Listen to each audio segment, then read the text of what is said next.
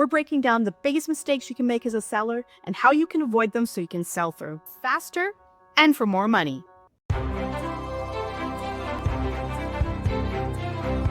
Let's get into some of the questions that we're actually asked by our clients and also by some viewers like yourself. So, why do first impressions matter so much when selling a home? Yeah, that's a really great question. So what we find is that buyers, when they first go to see a home for the first time, they're actually driven by emotion. So they are emotionally looking at your home. So that first impression really does matter. So when they pull up to a house, I always try to have them park on the other side of the street if they can, because then they get the full view of the house.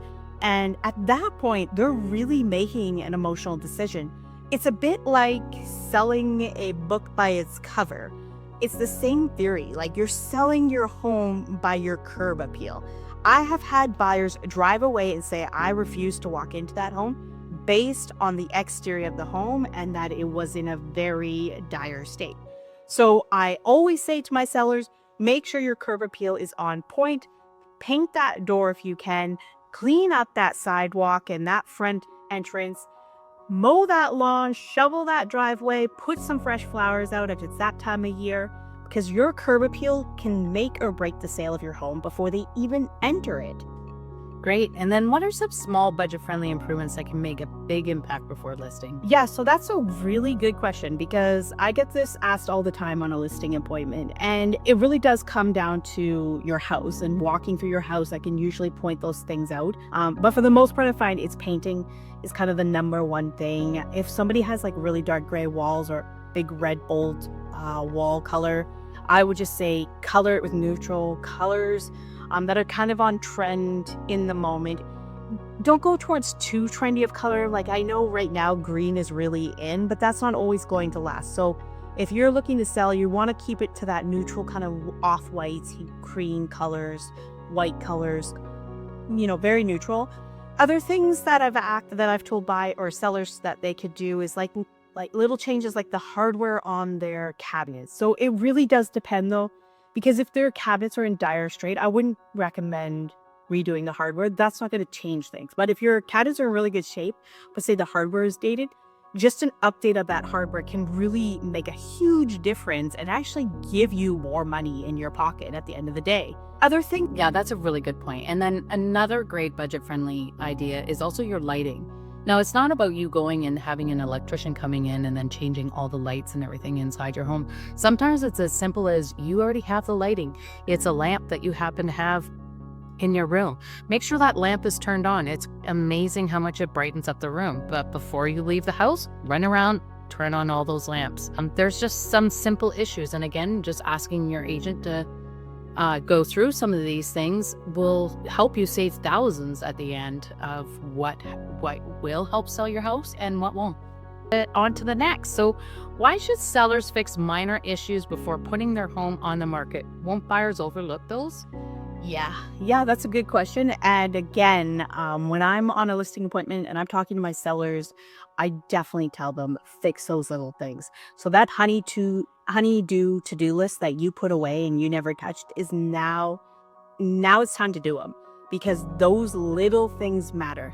A buyer looks at your home. If you can't do those little things like fix that little board that maybe is up half an inch, fix that handle that is maybe a little bit loose. If you're not doing the little minor fixes, what are you not doing that is a big fix? Like what is happening up in your attic that you basically are disregarding? That's how a buyer thinks. So I say go around that house and fix every little repair that needs to be done. Fix that leaky little drip that's coming out of that kitchen faucet and change that little seal if you need to. It really does matter when you're selling your house because every little thing that's wrong is every little tick against your house. Right. And again, that goes back to the emotional part of this. So the first impression is, again, a lot of emotional. So when they're seeing these things, their emotions are telling them they are hiding other things. They're not fixing or keeping care of this home. They are hiding other things. So yeah, definitely good point. Your first. Okay, another question that we get asked quite a bit from our clients, as well as from you from YouTube, is it really that bad to stay home during the showings? Yes, we do. And I tell all my sellers, yes, it is really bad. Do not do it. Go out. Get out of that house. No buyer wants to buy a house with you lurking in the background. It makes them very uncomfortable. And I know you want to show off your house. I know you want to tell them all the upgrades, but there's little things that we can actually do without you being there to show the upgrades. I like to place like little cue cards around the home, pointing out those upgrades so that you don't need to be there lurking in the background and pointing it out for them. Buyers don't like sellers in that home when they're walking through. Yeah, they really do like their privacy. And then it can get tricky. There's times that we actually have tenants inside the homes. And I really, really strongly suggest do not have the tenants at home. Keeping it as comfortable as possible for these people coming in and viewing. The other area that seems to get a little bit tricky too is our furry friends. That as well. Take them out for a walk. I know we love our animals, but it can definitely make people feel uncomfortable when they walk in and they see our dogs, they're laying on the floor. If you take them out for a walk, it just clears that anxiety for any potential buyers. So although you may have left your home, you have left your cameras out. These are the video cameras that you have inside your homes. This too, how do you feel about this? Yeah, I say turn them off and get rid of them. So keep that doorbell camera so you feel comfortable knowing who's coming in and out of your house, but do not whatsoever leave a camera inside that house while viewings are going on. We've all read that news report of the hidden cameras in an Airbnb and a hotel, and you know how that makes you feel just reading it. Well, that's exactly how the buyer feels walking through your home. They feel ick, they feel uncomfortable, they want to race through your house, and they don't want to be there. And that is not what we're trying to do when we're selling your house. We want buyers to come into your home and feel at home and walk through it and see themselves moving in, visualize where their furniture would go. And I can guarantee you with that camera in, they're not doing that. They're looking at that camera and they're looking at the exit to get out. Yeah, they definitely have that with a lot of buyers going through homes. It's one of the comments that they do make is, what is with all these cameras? This is very uncomfortable. And just think for yourself, if you're out in the market and going into somebody's home and noticing all these cameras around that is recording you, how would that make you feel? It is a new thing that is happening. Before, when you had bought in your home, maybe the cameras weren't so readily available, but it is something that is making people uncomfortable, and it can actually take your home off of their list. So next one is, how important are listing photos? Yes, great question. So we've all seen those photos on realtor.ca where they're slightly off-angled, slightly wide lens. So you're like, wow, that 5x5 room is looking massive. Yeah, 10 by 10, right? So professional photographers are key to selling your house, but within reason. I have seen professional photos that they use that wide angle lens way too much, and it gives a really bad perception of your home.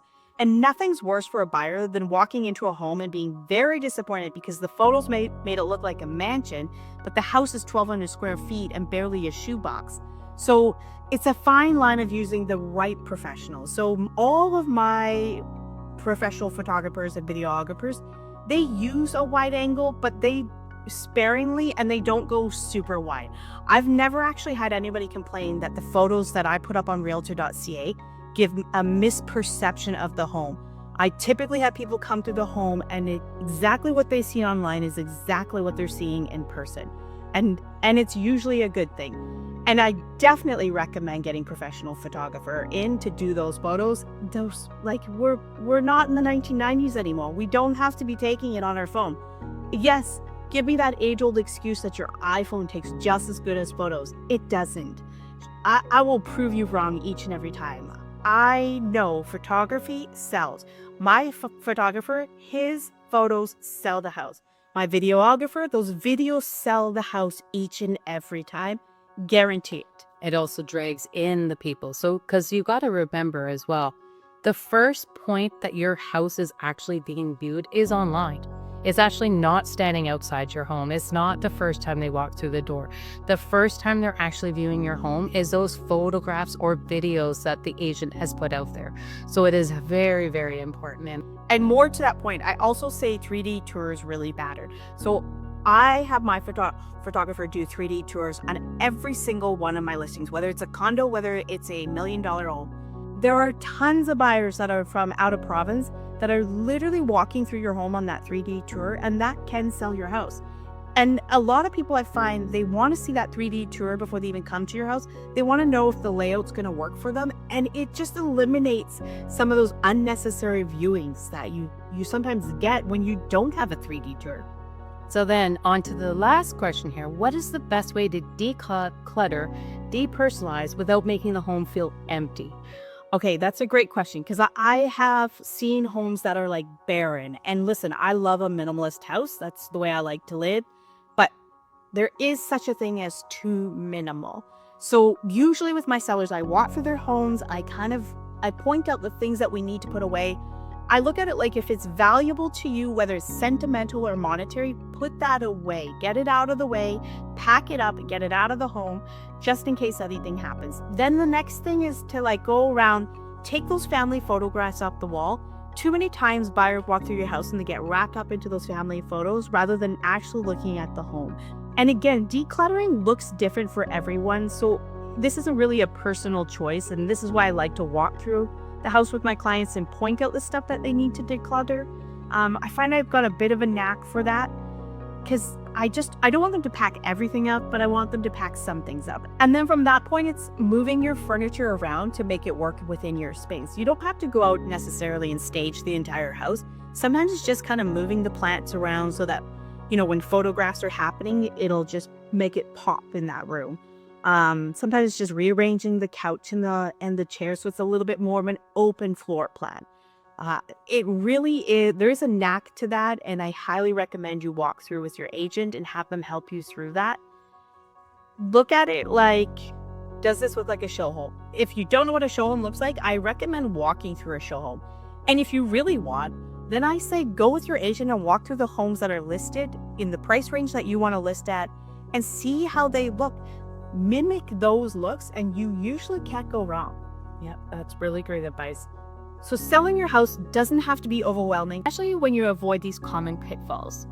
And if you have any questions about getting your home ready to list, feel free to reach out to us. You can also ask us to provide you with our very own 7 steps before you sell your home list. If you like this video, feel free to like, subscribe, and hit that bell button so you're notified every time you put out a video. Hope to see you around town.